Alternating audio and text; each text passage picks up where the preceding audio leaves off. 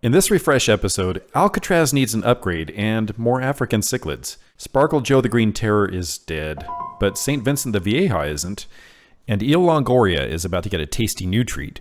Get her out of this hideous grow-out tank into San Quentin even sooner. That seems like a lot of stuff, but it won't be boring. But don't hold me to that. I can really use your help. I recently did a refresh video where I took you on a tour of Dan Wolf's amazing cichlid home.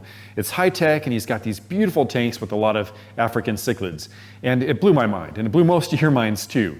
And so while I'm doing a water change on Alcatraz over here, my 240-gallon peacock and hat tank, I'm starting to think, maybe I could do things a little differently in here and make it look more beautiful than it does.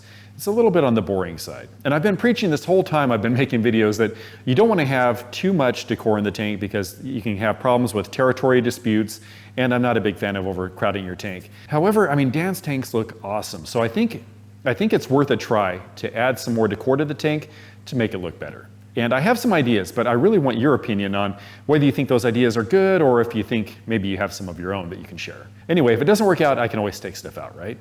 Yeah, so while I'm doing a water change, I'm getting all this formulated, and I'll show you what I have in mind, and let me know. Seems like I always get the itch to rescape while I'm doing a water change, and it's really the perfect time, right? So here's what I'm looking at with Alcatraz. Just a few fake rocks from Aqua Decor, along with some fake black plants and some Petco pipes for Icarus, my lone Mbuna in the tank. But this rock over here is a little too small, I think. Middle rock is good, but again at the other end, kind of small and boring. But what if I got rid of those rocks at the end and had a huge rock made, kind of in the shape of a right triangle, tapering down and leading towards the center rock? Again, keeping that middle rock and leaving it where it is. Then over here on the right side, adding another rock that's kind of shaped like the mirror image of the other rock on the left side. Let me try to show you a little bit better. I'll still have to leave some of those pipes for Icarus, but the rock will be shaped like this. It'd be very tall. Alcatraz is 24 inches high, and I'm thinking the rock would be about maybe 18 or 19 inches, so pretty close to the top. I think it would look awesome, but I just don't know. These guys really love to swim, and I still have that feeling that it's going to take too much room for their swimming space. I'm also flirting with the idea of adding some magnetic rocks to the back panel at different heights instead of adding those rocks I was just describing.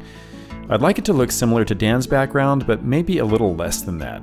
His are siliconed in, so I'm not going to be completely draining Alcatraz to add a background. There's just no way. And while I'm getting all excited about these possibilities, I'm starting to think I'd like to make a few changes right now and see what I can come up with. I have a ton of these rocks that I'm just not using, so I'll add some and maybe that'll help. I'll shut up for a minute and get started.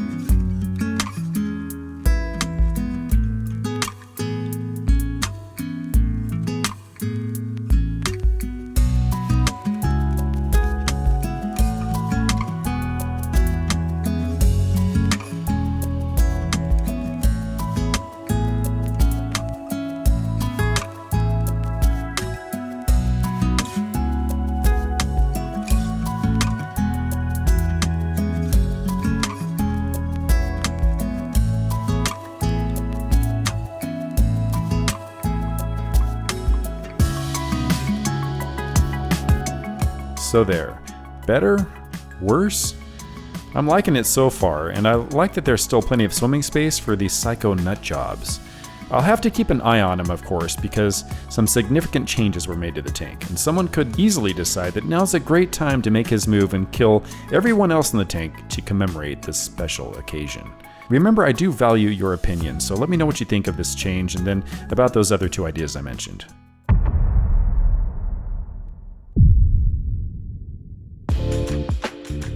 See this cute little guy? Well, he's dead now. He was Sparkle Joe, my green terror. I don't have much video of him because he was always hiding. So I'll just show you some older clips while I speak of the dearly departed. If you were to call him a wuss, that's pretty much what he was, and everybody chased him around the prison yard. It was never anything dangerous though, just short little chases. But something got him overnight. He was fine one day and then dead the next. And these bastards ate his corpse, so I couldn't even tell what got him. Anyway, I'll be looking at getting a new green terror, or gold psalm if you're one of those nitpicky guys. In the meantime, look at St. Vincent, who isn't dead. He's my vieja, and he's looking good. He's only been incarcerated in San Quentin for a few months, but he's a pretty fast grower. Not as fast as this guy, but fast. He's starting to get some of the coloration of an adult vieja. Still not very aggressive, but as the warden, I'm keeping my eye on him to make sure he doesn't get any ideas. A good-looking fish. I'm excited to see how he turns out as he grows into a real man. Or woman. As with most of these American cichlids, I don't know what the hell sex they are. Before we get to Eel Longoria and her delicious treats, this clown has something to say. So I originally told you that I was going to be doing these refresh videos as a supplement to my normal single topic videos that I do every week. So I could release maybe 2 of these a week instead of just 1. And they were going to be easier to make, so it wouldn't take so much time to make this quick little video during the middle of the week. But since then, I've been making them extremely complicated, and it's just as difficult to make these refresh videos as it is my normal single topic videos. Let me know what you think about this style of video where I talk about a lot of different things instead of just one thing for the entire video. As you probably know, I'm a big cichlid guy, and all my tanks have cichlids in them. But there's one tank that has something else in it that's actually not a cichlid, and she's a cooler fish than any cichlids that I have, at least in my opinion. And she's about to get a tasty new treat. Eel Longoria is a young tire track eel who loves to hide and eat. This is her ugly grow-out tank. And she likes to burrow under these rocks, usually with just her pointy, whiskery snout sticking out. You're not going to see much of her until I feed her here in just a sec. I'm trying to get her as much food as she can safely eat every day, so she'll be large enough to move over to San Quentin. I'll make her a rock structure over here on this side of the tank, along with these aqua decor standing roots. Eel Longoria is going to be about 3 feet long when she's fully grown. Yeah, pretty huge. So I was feeding her these delicious morsels known as maggots. Don't judge her, they're delicious.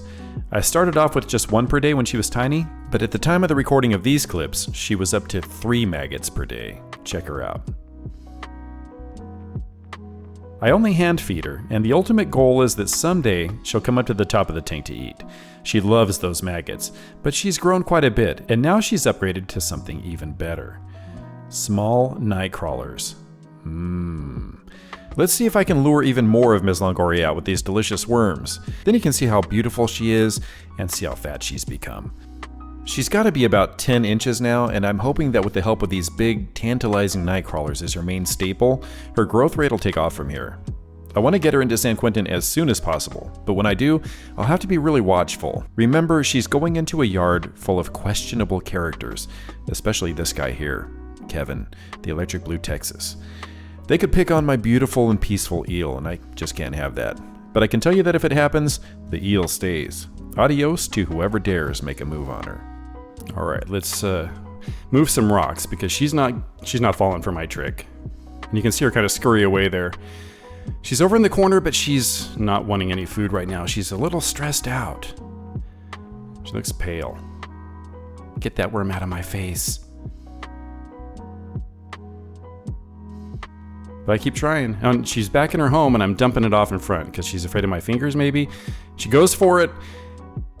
And let's go. And then the Nicaraguan wants to have a bite, but he's not getting any. And now she's back in the corner of the tank. Maybe I'll have better luck back here.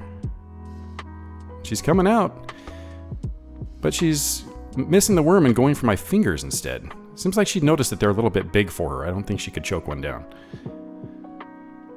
Get the worm. Oh, there she goes. And she's... Whoa, that thing is huge. I mean, it looked a lot smaller in the cup. Maybe I made a mistake by giving her one this big.